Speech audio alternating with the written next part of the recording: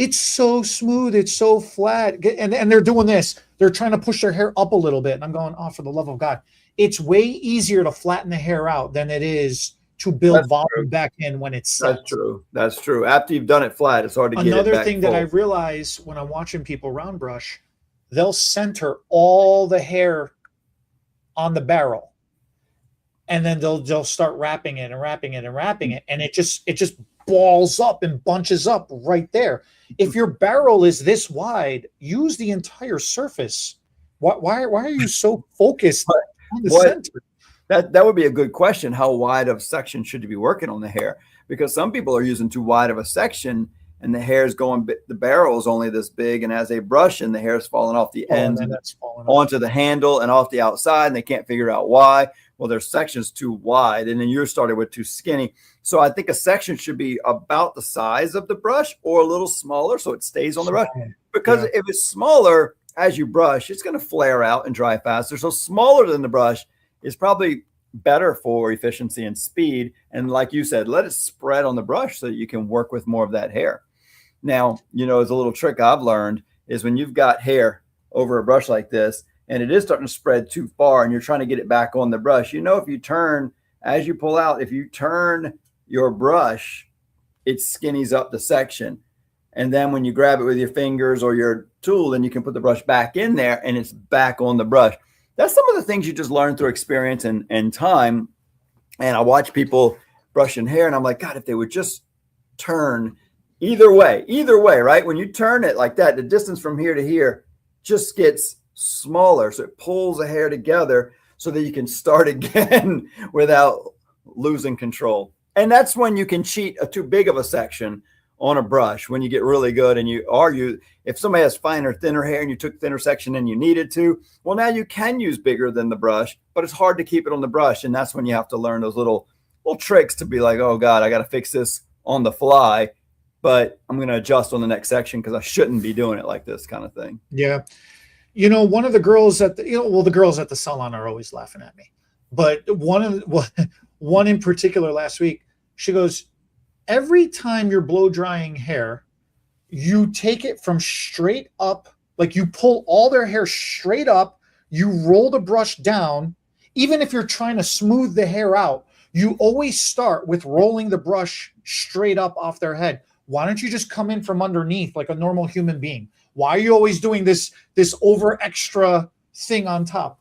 I'm like, I'm always trying to go full off base to maximize my volume. She's like, but they want smooth hair. Like, even when somebody wants smooth hair, they want a little bit of movement. Nobody nowadays truly wants stick, straight, flat hair. And if you do, that's okay and that's fine. But 9 times out of 10, whenever somebody has asked me to do it and I've done it, it's so smooth. It's so flat. And they're doing this. They're trying to push their hair up a little bit. And I'm going, oh, for the love of God. It's way easier to flatten the hair out than it is to build volume back in when it's set. That's true. After you've done it flat, it's hard to get it back full.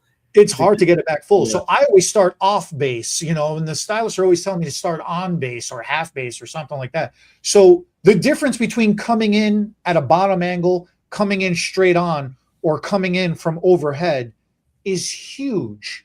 And so many times I'll see a stylist come in from underneath, like she's talking about in particular. She'll come in underneath and then she'll start pulling the hair out straight out. And she's not getting the volume. And then I'll even see her try to over direct slightly. So she's going up anyways. And then she ends up pulling everything down. Or she'll get it all out. She'll pull it all out. And you'll have like this nice shape coming through. And then she runs her fingers through her hair. Or she'll brush it straight down before she goes to grab the next section. I'm going, what is going on here? What is happening?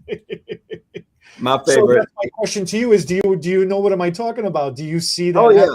Yeah, definitely. But my favorite is watching people blow dry hair, and they're using a brush and they put a little bit of air on the hair and then they're blowing way off the hair, a little on the hair, mostly off the hair. And I'd say 80% of the heat is just blowing their chest, their stomach, their arms, barely getting the hair. And they're trying to avoid frizz and blowing it all over the place because they have so much air coming out and they don't know how to control it or get it to blow the hair where they need it. They're just barely touching the hair with it, and they barely. And so learning how to get all of the air, all of the heat on the hair more often just speeds up the whole process. That's what I try to help people understand. And yeah, a lot of what you're talking about could also be done in the pre-dry, right? By the over direction of the getting the majority of the moisture out with the towel first, but then with a blow dryer blowing, if you know you're going to be styling this way and you want this, then blow it that way on the top of the head to get that scalp hair going, so that when you come back this way, you get fullness. Same thing in here, right? I mean, I know in the old days, I don't know if it's as proper, but you could get somebody just to lean over, throw that head upside down, and just lean over on the chair and throw the hair forward. Sometimes that feels good for a minute to just get down like this and just blow all that hair upside down. That'll help you get a lot of fullness really fast also. And it's something that they can do at home later, that you can be in the middle of a teaching process so that they can get that fullness and then let the hair come back down and start doing some finer tuned styling.